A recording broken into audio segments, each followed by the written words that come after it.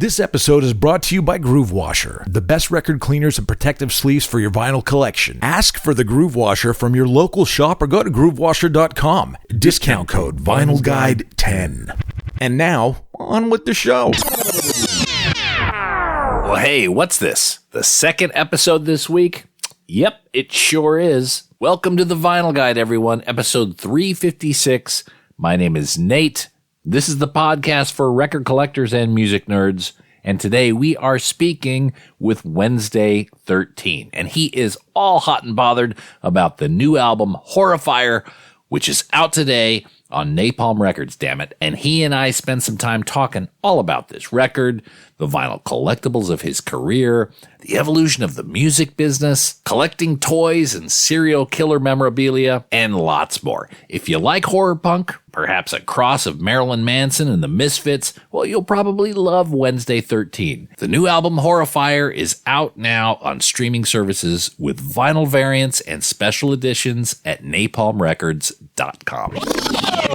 Oh, and hey, really quick, I get hit up by a lot of people who absolutely love the podcast and want to help us out. And hey, we love you right back. So we've set up a Patreon page, patreon.com/vinylguide, where you can go up there and help support the show. Each week I put up extra stuff for everyone at patreon.com/vinylguide, extended episodes, commercial-free episodes, high-resolution files for you audiophile nerds. We even give early access to all interviews, so you could hear it and get the jump on all that limited vinyl before the feed goes public. So there you have it. Help support the Vinyl Guide, and you get a whole bunch of extras. Patreon.com/vinylguide. Head up there now. We'll look after you.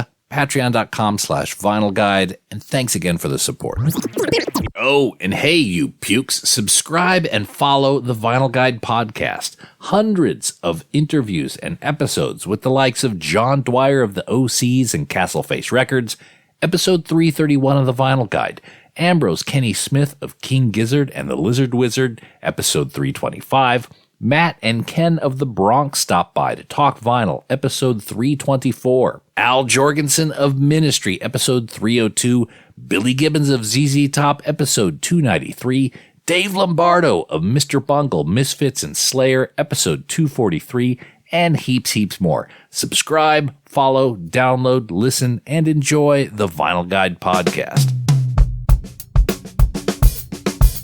All right, enough of my blabbity blab. Let's get into our conversation with Wednesday 13. Hello. There we are. How are you, sir? Doing good. You're my final interview of the day. Oh, okay. Well, you saved the ugliest to last. So, the new album Horrifier out this week. Tell us a little bit about this LP. This will be the 9th Wednesday 13 record in the catalog. You know, I don't even know if some bands even get up to 9 albums these days. So I'm becoming classic rock at this point.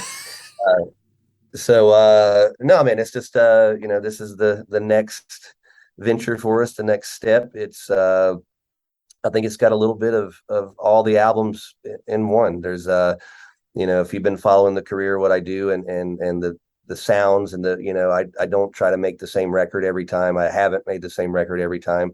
But on this album being the 9th one, instead of going in a completely other direction, I thought it would be time to reflect on all the different styles and things that I've done. So I went back and listened to the first album and went, all right, what's my favorite songs on this album? So those favorite songs inspired a song on this album, right? So the second album, listen, what's my favorite song on the second one? Let's write something a little more like that. So that's why you get a little bit of everything with this, everything from like the song Good Day to Be a Bad Guy, which sounds like more of my earlier stuff, or Murderdolls even almost, to stuff like the song Insides Out, which is super heavy and weird and kind of fits some of the stuff we've been doing the past couple of years. So it's all over the place, but at the same time, it's all over Wednesday's place. Were you in a bit of a reflective mood with COVID and everything? How did COVID impact the outcome of this record? Other than just being a pain in the ass and just long waiting for everything to get done, I didn't have any good experiences with it. Not like I don't think anybody really did. Um, I think this the most difficult thing of us for this record was just getting everybody in one place to do it. With the restrictions of traveling, our guitarist Vermon, he spends most of his time here and overseas. So getting him over here to record, it was just a lot of work, and then studios not wanting people to be in the studios without doing tests, and so we just decided to do this record on our own, and we took the time we had from being off tour to do it on our own. So yeah, it was a blessing and a curse in a weird way, because we did it on our own, and I had all this time to sit around and think about it and change it constantly. So when we have a producer, he's a guy who goes, all right, that's good enough. You got it. And I'm like, cool. But I was a producer this time. I had nobody saying it was good except for me. And I would sit there every day and go, redo it. So sometimes it would take me a week to get confident in one song. So I think I just had more time than I should have. And, but I guess that wasn't a bad thing. Like I said, it was just it felt like a long wait, because I started writing this album in early 2020, and here we are releasing it at the end of 2022. So it's kind of weird. Just following your career and your trajectory and the things you've done. I mean, the one thing that I've really noticed about what you do, I mean, you are constantly moving. You're like a shark, right? And I would imagine that downtime would be particularly difficult for someone like yourself, who's used to be doing all this stuff and putting things out. And like you say, sometimes good enough is fine. Let's move on. And that helps you kind of move to the next project, where this one, you had to ruminate and you had to stick with it and perhaps second guess yourself. How did that play into this? How comfortable or uncomfortable was that for you? It was, like I said, it wasn't my favorite thing. And I just started second guessing myself. And being if the whole band would have been there as a whole and recording it, like we all did our parts at separate times. Like I did all the vocals, everything by myself. I tracked it. I hit on this computer, right? I'm talking to you right now. I hit play, stop. So like I said, just not having anyone there to go, that's good enough, was weird for me. So by the time I was comfortable enough to let the band hear it, then I started getting the feedback. Well, this is great. What are you talking about? I'm like, is it good enough? So I just, yeah, like I said, I thought it would be a lot easier doing it on our own, but maybe it isn't. But I also and don't regret not, I'm glad we didn't have an outside producer, because everybody was a little quirky, I think, during COVID, having 2 years off. I didn't want to bring some other quirk inside to mess with our brains. So I was like, you know what, we'll figure this out ourselves. We don't need another crazy person involved with us at the time. So let's just be our own, judge and jury here. The way I hear it, is you've had a extra time, the time to be extra picky, perhaps extra difficult on yourself, but that also in some ways helps raise the bar, which in my mind, listening to the album, I hear perhaps another level of production, another level of consideration. And I think in some ways it kind of colors it a little bit. It pushes the bar higher for the quality of this album. I don't know. Thank you. That's great to hear. Like I said, I was so close to it. It was the first album I couldn't judge without getting feedback at first. So that's what's been the most rewarding thing so far, is, been doing lots of interviews and people talking to me about the record and just their reaction, the production on it. Cause we did it ourselves, like it's, so it makes me feel really good, because I know it stands up to the other records. The last two records we actually had producers on the albums, and Zeus being one of the guys that did our record years ago, and him having a giant collection of credits from everything from Hatebreed, The Shadows Fall, to doing the last Murderdolls album. That's how I got to know him.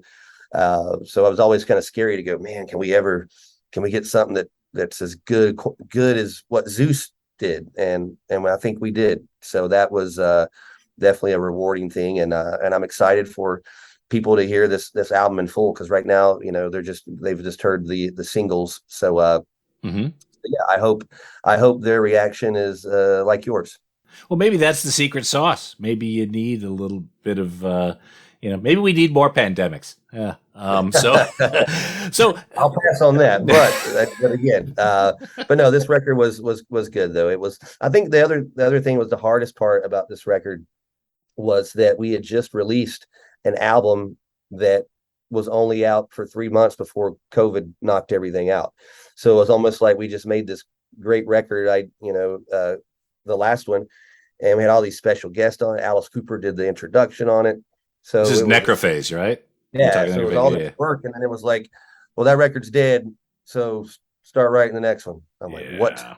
So I think that was a little bit of a low blow. But those kind of things always, I'm the kind of person if I get knocked down, I don't lay on the ground and cry about it. I get up and I go, all right, what's the next step? If the car breaks down, I don't cry about it. I fix the fucking car. So that's how I've always been. And that's, like you said, that's why you can see all the music I've released is because I constantly work. And you use the term shark, and it's true. You have to be a shark in this business because everybody else is. And swimming around and people going out here and there, but you gotta stay in the waters, and you gotta do it. And once I got my foot in the door with Murderdolls 20 years ago, I was never ever going to be taken out of it without someone physically taking me out of it. Now I want to talk about that, because that's a big game changer. But you've been part of the evolution of the music business to this very new, interesting model, like the subscription service, Necrophazers, and again, the ways that you have to survive being a musician these days are very different than they were even 5 years ago. Yes. Talk to me a little bit about what it's like to be a professional musician in 2022. I mean, outside the pandemic, but just kind of the model and how you survive and how to create a career these days. I wish it was an easy answer for that. I mean, for me, Murderdolls was 2002. That was my first dip into the pro world of it. I got to quit my day job, and I still have not. This is my day job now. So 20 years ago, I saw, there were still cassettes being made. The last little bit of cassettes were still being made then. There was no vinyl then. Nobody was doing vinyl, it seemed like then. But just the music scene has changed. The emo thing came in. Heavy metal came back for the new wave of American heavy metal came back through there for a while. And then, now it's just, I don't know. I've seen a lot of things change. Just the way bands tour, VIPs now. VIPs are part of the package. That didn't used to be you didn't get to go see Alice Cooper and meet Alice Cooper, and I remember Kiss was doing it a long time ago and charging like $1,000 to meet Kiss. And I was like, if I had $1,000, I'd pay to meet Kiss. So I started doing the VIPs back in like 2009. I was one of the first people that I knew in my area of bands that was doing that. And, and then during the pandemic, we had 2 years off. I'm like, well, how do I connect with my fans? So I did a Patreon page that I started a fan club, and I made all these different ways to watch different tiers. One of the tiers in my fan club, you got to watch this album being made. You got to watch me start with the demos.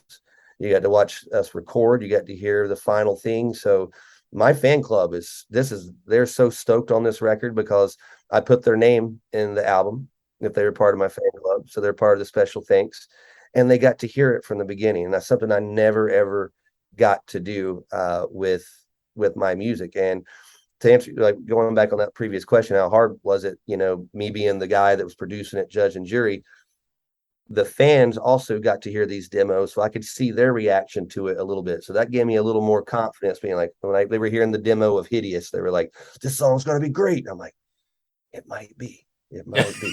So that was something cool that I got to share with them. And the fans are, just the fan club is it's a monthly thing. So it's about 400 kids that subscribe to it. But those kids are the ones that got to see this from the beginning, which has got to be exciting for them. Yeah, so in a way, you actually have your fans as a producer of the record. Kind of. I mean, they didn't. I was definitely waiting for somebody to go, "This sucks," but like I was sharing cool stuff with them, so that was the first ever to ever let the fans give you some feedback, especially just off a demo. Yeah, but I think it's really interesting because the different tiers and the innovation that you're bringing to the game. Like one of the tiers of Patreon is they actually SMS you. They're actually able to text you and interact. Yeah. I have a phone that I just have just for the fan club, and I text. There's a certain amount of people that text me per month. Also, I use that. I do like a live story from the bus once a week or twice a week. I do a live show on these things. So I was even doing a comic book there for a while where I included 13 fans every month could get killed in my comic book. So I was just being clever, but there was a couple months there where I was spending 8 to 10 hours a day just working on doing fan club stuff. And I was like, this is insane. I'm making more money doing this than I am on tour, but I'm spending 10 hours a day on my phone. Yeah. But it was an interesting thing. I got to learn another way to survive in this, and and what better way to survive than do something fun that your fans are going to be into. It wasn't hard work. It was just work. It was a lot of just constantly being creative. And so yeah, I made the best out of the COVID thing, and now that we're out of that, the fan club still goes on. And I just wish I had a little more time to do it, because being on tour and trying to run that the way I was doing it during COVID is pretty much impossible, because I don't have time, so but no doubt you'll shift. You'll figure out how to make those worlds kind of work together. Absolutely. And it's really admirable how you've been able to kind of maneuver in those waters. Now, this show is about vinyl. It's about record collecting. It's also about collecting in general, right? Okay. And you seem to have a really good understanding of how collectors work and how they think. Are you a collector of anything? Oh man, yes, mainly toys. I'm a toy guy. I collect everything. More stuff than I should. CDs and vinyl and stuff are one thing I collect, but that's not like a massive thing I do anymore. But mainly just vintage toys from my childhood, like everything from the G.I. Joe Real American Hero in the 80s to He-Man.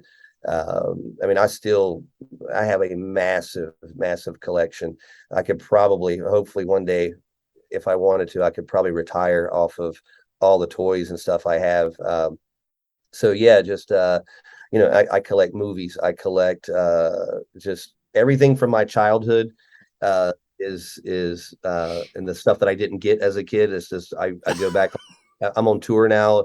Fans find out the stuff I like. They bring me toys. Like yesterday, I got bombarded with so much cool stuff yesterday. It was just overwhelming. I got like an original Flash Gordon comic magazine from the movie, which is the first movie I ever saw in a theater. So yeah, that kind of stuff is super important to me, and it keeps me young. I call it my fountain of youth. And I love all that stuff, so collecting's a big part of what I do. Is there anything in your, I'll call them collections, but anything that you're missing, anything that you'd love to be able to see or find? Yeah. I was talking about it, I think earlier today, someone asked me, like, what's a toy that you didn't get or you had and you want again? One of my very first toys I ever got, I remember Christmas. I was probably 4.5 years old. My first memory was the Stretch Armstrong toy they made. But they made Stretch Armstrong, and he was always the one you couldn't find in the store because he was popular. But he had this green looking monster thing that looked like the Slee Stack off Land of the Lost, which I was obsessed with. And that was the first toy I got. And when I opened it up, my parents said I screamed and I threw it back because it was a monster, this big green monster. And they said I didn't play with it for about 2 or 3 weeks. And then They got it out of the closet, and I literally held it like it was my child. I slept with it every day, and shortly after that, they recalled those toys because there was some chemical was inside of them. So when you stretch it out after a certain point, it was starting to break, and it was toxic. So they were like, yeah, get these. Don't let your kids have these. If they eat it, they could get poisoned.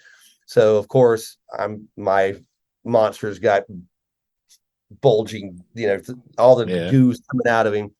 And I remember them like taking it away from me like it was a family member. I was like, we got to get rid of this. Like, no. And over the years, going back trying to find those, I found out that all you can find now is the head and the box of that, because the body deteriorated from whatever was inside of it. It just eroded. So I don't know of anyone that has one that's intact. There's been replicas, but you can still find the head and the box, and sometimes that goes for $1,800 just for the head and the box. It's ridiculous, So that's the one toy I would love to have again, or at least a piece of it. So I'm no psychologist here, Wednesday, but I would guess that experience right there of being scared and then loving this thing and then having it being taken away from you perhaps played some sort of role in developing the sort of person and artist that you are today. Absolutely. And I've told my parents, they don't believe when I go, you remember when you did this to me? No, we didn't do that. I'm like, yeah, it was the same thing. I remember when the Halloween series came back in part 4, I think that was 1988. Mm-hmm. And 1988, I'm 11 years old or something, 11, 12 years old. I couldn't get into the movie theater, and I just remember sitting at home and the new Halloween came out, and I couldn't go see it because my parents wouldn't take me. I couldn't get in the theater, and I just sit and just stewed and just kicked the dirt, and it was just like, I'm like, one day, like I was that passionate about horror movies. Like it was just my world. So, when it came time to me, picking up a guitar and, writing music, people say, write what you know about. And I know about Swamp Thing and and all these movies. So it came naturally to me. So so all this stuff, all my upbringing, TV was such a big part. TV and toys. Yeah, you better call up your parents and thank them for that trauma. You may not have a career without that sort of pain. They know, and it's still the same for me. Like on our tour bus right now, I brought all my retro DVDs. Like we were watching What's Happening Today. We were watching Different Strokes and WKRP in Cincinnati last night. That's just and I'm surrounded by a bunch of likewise people, so I don't feel like a weirdo. I am. Oh, I get all that. Yeah, absolutely. Yeah. So you've made a career out of a lot of, and I mean it only in the funnest way, the creepy imagery, the shock.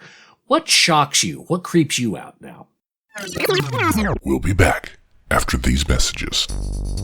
Hey everyone, I'm here to talk to you about Seems Easy record sleeve repair strips. Ever find a record in a used bin where the vinyl is gorgeous, but the sleeve has this ugly split and is even falling completely apart? Well, that's okay. Grab it anyway, because with Seems Easy record sleeve repair strips, you can fix that right up. Seems Easy record repair strips repair seam splits from the inside, so it doesn't affect the appearance of a record sleeve, but it does make it functional again. With Seems Easy, records can now slide in and out like new. Turn a $5 used record into a $50 functioning collectible. Just ask your local record shop for Seems Easy strips, and if they're not in stock, go to seamseasy.com. That's Seems Easy with 2 Z's. Seems Easy record sleeve repair strips. Seems easy because it is.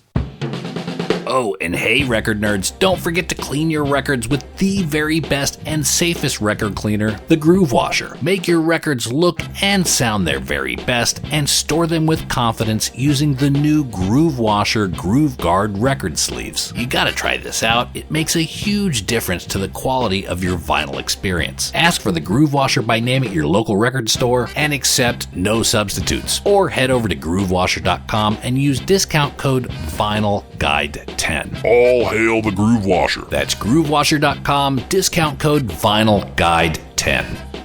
Now we return to the program, already in progress. No limits. So you've made a career out of a lot of, and I mean it only in the funnest way, the creepy imagery, the shock. What shocks you? What creeps you out now? That's a good question. I don't know. I think, I mean, I guess I'm in league with Indiana Jones. I've never been a big fan of snakes. I like snakes, but I just don't want them anywhere near me. Maybe between a piece of glass, that's fine. Yeah, it was weird. I was watching Indiana Jones the other day, and like I realized all the little horrors they use, like the spiders, the spider webs, the snakes, little things like that. That still bothers me. And they don't do that in movies anymore, rats and things like that. That was always, when I find myself watching these old movies again, that still creeps me out. Serial killer stuff doesn't really bother me. I know that's pretty popular these days. I was telling someone earlier today, there's like serial killer stuff is like number one in everything now. I'm like, I've been reading about this stuff since I was a teenager, I had John Wayne Gacy books and all this stuff. So all that's, played I'm the perfect soundtrack for for people that that like a lot of that stuff. Someone was if they only knew of Wednesday 13, like I am the soundtrack to this stuff. It's a big collectability groups out there. What they call it, Murderabilia or something. Like I knew this one guy. He had a collection of hair.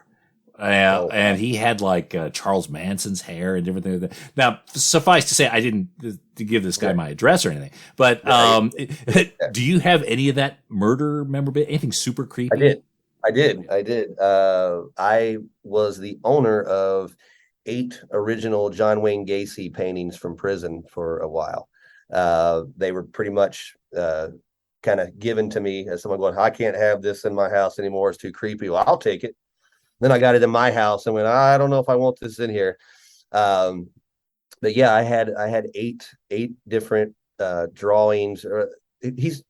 I had to research it to even find out value of it or what is what. Some people, like, you really can't even, like, I'm just speaking of the John Wayne Gacy stuff that I know about.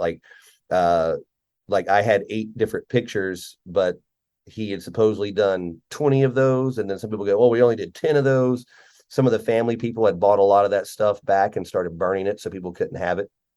But yeah, it seems to be a big thing right now. And just the other day, someone at one of my VIPs gave me a fork and said, this is a replica of a mold from a fork from Jeffrey Dahmer's house. Okay. So I got that this week.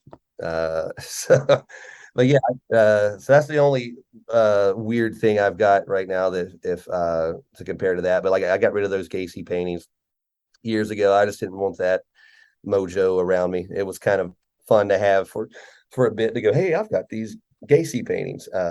But yeah, I don't have any more of that. But I'm surprised to see where it goes. Like, it's amazing how that type of is now is like the number one. There's someone told me there's like murder serial killer podcasts that are like huge, and I'm like, really? Yeah, extraordinary. Yeah, I had no idea. That's always been stuff I've been interested in or fascinated with, just to see how someone could go to that morbid extreme. Definitely not influence on me. Yeah. But yeah, I just always found that fascinating. And now it's like, it's your top 10, Jeffrey Dahmer's number 1 on Netflix right now. I had the Jeffrey Dahmer comic book back in 91, so there was lots of weird stuff. And I got a feeling it's only going to get weirder. Yeah. Yeah. I don't see us becoming more healthy as a species. So in terms of your ability to kind of tap into your audience's desire to collect and things like that, I know you do limited vinyl pressings, different things like that. What's the weirdest thing you've ever put on the merch table? Weirdest thing during COVID, I got, doing the fan club stuff. I was doing a lot of different things. I was working with a company, did a lot of like little one-off action figures, like one of 100. But the weirdest thing we made was I made the slime from back when I was a kid. All the He-Man had slime. I want to say the Ghostbusters had the slime, little cups of slime. So I made slime and put worms in it. So they were called necro worms, and I sold a little cup of slime and worms to kids the first year of the pandemic. So that was pretty weird. I also made a Wednesday 13 plastic knife that I used on stage. So yeah, man, if I can get it made, I will get it made. I grew up in that age of collecting, and with vinyl and stuff, Kiss and Alice Cooper putting all the cool stuff in their records, like School's Out and A Pair of Panties, the Love Gun, Alice Cooper's Muscle of Love coming in a piece of cardboard that's like contains one muscle of love. Those things are fun. So with this album coming out this week, we offered a Ouija board with the vinyl. So that's a first for me too. So there seems to be no end. If it's weird and possible to make, I will eventually have it in the merch. This has been yeah, yeah.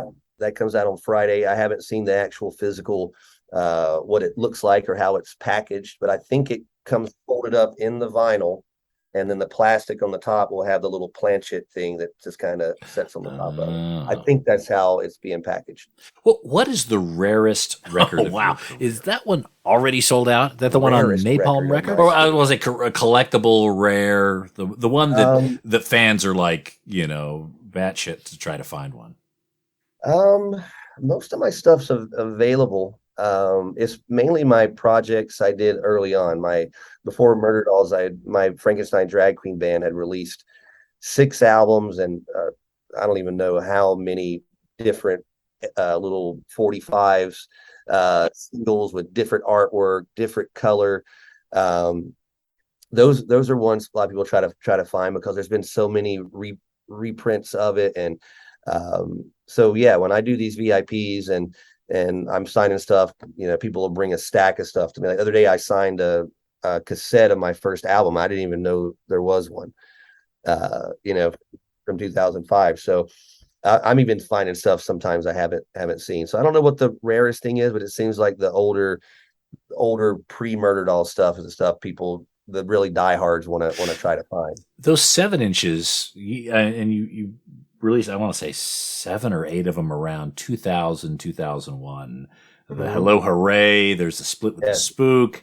Those are going quite crazy these days, several $100. Really? Wow. Around that time, now that's the time where there wasn't much vinyl out there, but you doubled down on a format that was dead at the time. Do you remember your thinking about that at the time? Well, the reason I was into that world is because I was really close with a good friend of mine in North Carolina, the band Anti-Scene. They're familiar with probably most known with Gigi Allen, and they have been a band since 1983. So when I first started my Frankenstein drag queen band, the front guy of Anti-Scene, Jeff Clayton, was helping me with go to this studio and record, and go over here to get this made. And I'm like, and he goes, well, this is where I got mine made, and this is my new 7-inch. I'm like, what is this? He goes, well, yeah, we team up with this band overseas and do a split. I'm like, that's a cool idea. And then once I got into that league with those guys and they were taking us out and doing shows and stuff, I got familiar in their world. So basically all of their contacts were like, hey, we want to do a Frankenstein drag queen split with, so it was a lot of just, he was definitely a big help in helping us get those connections. And then we signed that deal with the People Like You records, and then they put out the vinyl, and there's a box set. So maybe the box set is another one of the rarest things, because there was only 2,500 of each of those, a different one in Europe and a different one in the US.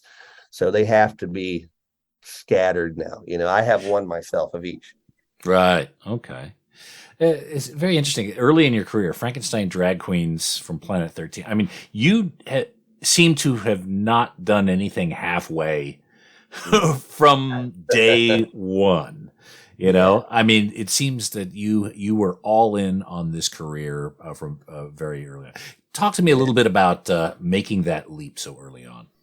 Well, it was, I got out of high school in 1995. I was in a band at the time that band kind of turned into what would be Frankenstein Drag Queens. But I was doing that band from like 1992 up until then. I was getting out of school. I was like, I had to go get a job that summer, and I went, this fucking sucks. I don't want to do this. I want to, So, just always, I was at my day job, whatever I was doing. I delivered furniture for a while. I worked at Kmart for a couple of years. And every day at work, I was trying to find a way to get out of here, some way, and when I got that call from Joey about Murderdolls, I was like, I can't not do this. This is an opportunity for me to do that. For people who may not know what we're talking about here, Joey Jordison of Slipknot makes a call to you. He discovered your Frankenstein drag queens. Yeah. Well, it was him, and he had his band in Des Moines called the Rejects, and the front guy of the band, he was a big fan of Frankenstein drag queens, and I think he's probably the one that turned Joey on to Frankenstein drag queens. And then at the time we had the guy Tripp, who was playing in the band. He and I had met a couple years before that, so it was, he liked the music as well, because all that music ended up being that first Murderdolls album, right. Most of those songs. So Joey was, I remember him calling me on the phone, and just, that was back when you had your home line, no cell phone. And he's like, yeah, I'm in Slipknot. And I went, well, which guy are you? There's like 20 of you. And he's like, I'm the cool looking guy. And I'm like, oh, okay.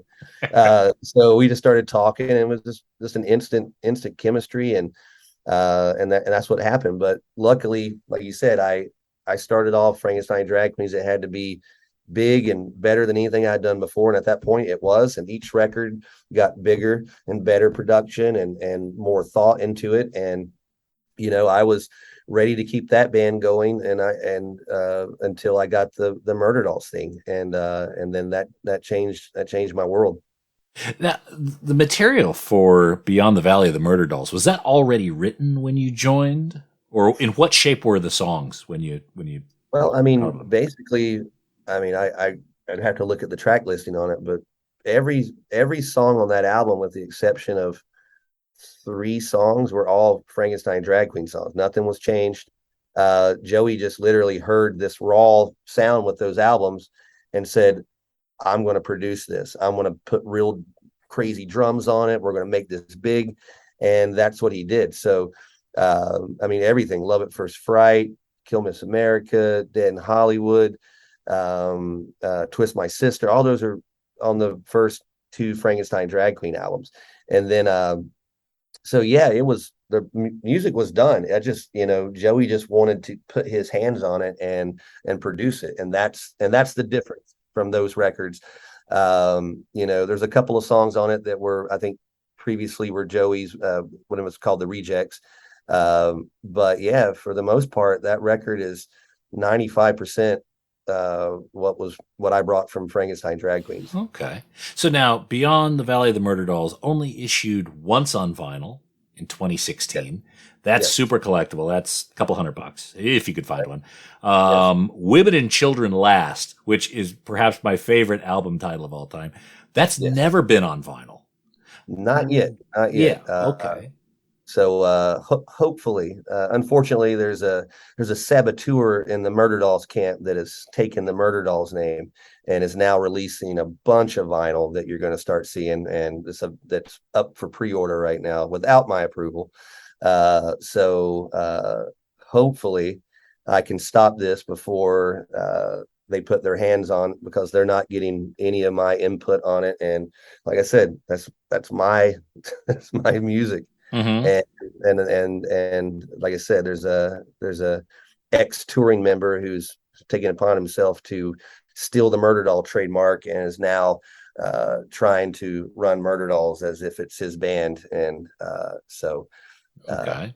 that's so yeah, it's going to be a weird thing because I know kids are going to buy this vinyl and not have any idea that I didn't approve of it. And that probably in the next when they become available. Right now they're just on pre-order, but yeah, so yeah, it's a weird situation. I've fallen into one of those bands fighting over a band name, but no. Yeah, so but the dumbest thing is the guy trying to take or that took the name was just there was nobody else but Joey and I that did everything. So it's almost like, it'd be like if Gilby Clarke said, "Hey, Axel, I'm putting out Use Your Illusion, my own version of it." Oh, you are? It's the dumbest thing. That's the only comparison I could give that would maybe make sense to people. So that's Right. something I've in this 20 years of I didn't think I'd be dealing with that's happening right now. Oh, well, you can't get through. You didn't think you were going to get through totally unscathed, I guess. No. Again, nothing's gonna. All this is just a bump in the road. I've dealt with worse things. So do you have access to all your masters? Like, I mean, the works that you've done, back to Frankenstein, Drag Queens, all your solo stuff. Do you have all the masters? No, some stuff is what you hear on the recordings. You're never going to hear again because there is no master. It's just gone. The Frankenstein Drag Queen stuff, I think I have almost all of those masters now. Whether they're in great shape, they're in North Carolina in a storage space right now. So they're just massive. They're just giant reel-to-reel things, Right. So for it's a lot of stuff, but yeah, the last few records are the only thing that I have the masters to, and I'm sure Women and Children Last. I'm sure Zeus has the masters for that because he produced that album, so I'm sure I know he still has that. Okay. So yeah, some stuff is lost, and some stuff the masters are still there for any remastering or remixing or anything. All right. Well, you better get those taken care of. You don't want them. I mean, I think there's a hurricane happening right now. You better stay away from that storage space. Okay.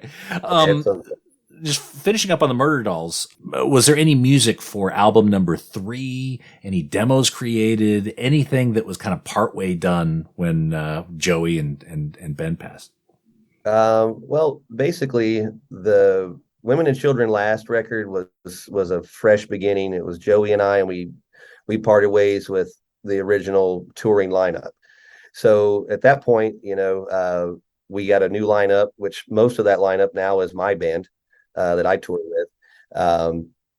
So the only songwriters in Murderdolls was Joey and I. Solely there was nobody else. So as far as ideas, I mean, I spoke with Joey in 2018. I spoke with him 2020, and I spoke with him a month before he passed away. And we had both said, yeah, we want to do Murderdolls again. We didn't have a timeline on it, but the idea of it. And that song, Good Day to Be a Bad Guy, on my new record was the first song that I wrote that was going to be presented as new Murderdoll. That's why it has that sound to it. And so yeah, we had all talked about doing it. And unfortunately he passed away in July last year. And that's kind of where the band should have been done with that. And like I said, now there's a guy trying to profit off of his death and get a cash grab, and it fucking sucks. Yeah. So yeah. Okay. All right. Well, thanks for the update on that. Look, I do want to be respectful of your time. Going through your solo albums, there's a lot of them that are not available on vinyl. Are you thinking at some point things like Calling All Corpses, Spook and Destroy, The Dixie Dead, you think we'll see those on vinyl at some point? They're on vinyl right now. They're on Napalm Records. All the ones you just named. Only two you cannot get is Transylvania and Fang Bang, the first two. Skeletons, even my side project, Gunfire 76. Napalm Records picked those up 2 years ago when I was still signed to Nuclear Blast. So they have most of the catalog.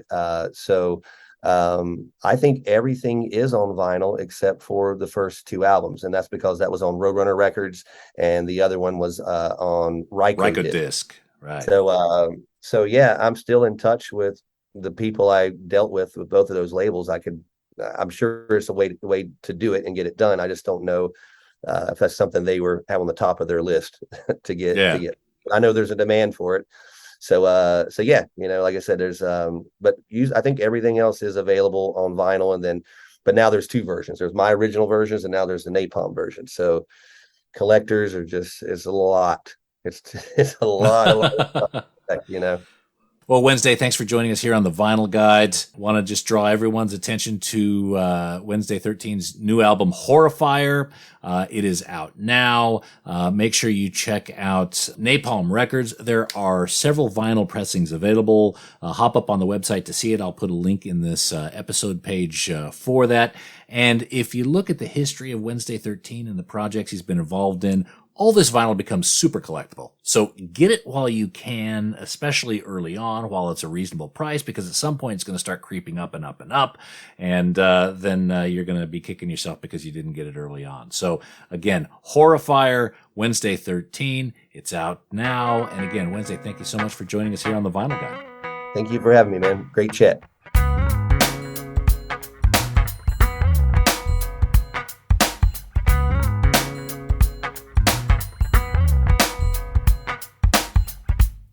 Alrighty, there you have it. Mr. Wednesday 13 here on the Vinyl Guide. New album, Horrifier, is out now. Listen to it on streaming services, and you can order vinyl variants at napalmrecords.com. And that's it for this episode of the Vinyl Guide. Thank you so much for tuning in. Please share these episodes on your social media. Put them on Facebook, tweet them out on Twitter, regram them on Instagram, do all that stuff. Tell your friends about the Vinyl Guide. That is hugely helpful. And we'll be back shortly with a brand new episode. So until we talk next time, get out there and buy some records, people. Cheers. That's it for this episode of The Vinyl Guide. Send your thoughts to Nate at thevinylguide.com or follow or tag us on Instagram at Vinyl Guide. Until next time, keep spinning.